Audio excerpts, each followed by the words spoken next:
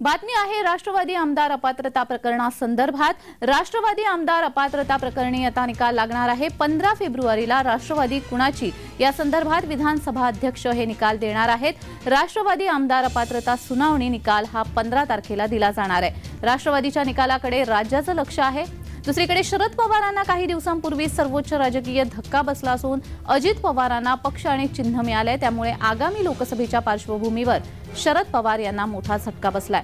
आता निवडणूक आयोगाने अजित पवारांचा मार्ग प्रशस्त केल्यामुळे आमदार अपात्रता निर्णय सुद्धा अजित पवारांच्याच बाजूने जाणार का याची देखील चर्चा रंगली आहे। राष्ट्रवादी आमदार अपात्रता प्रकरणी 15 फेब्रुवारीला निकाल जाहीर होणार आहे। त्यामुळे आता राष्ट्रवादी नेमकी कोणाची हा तिढा लवकरच सुटणार आहे।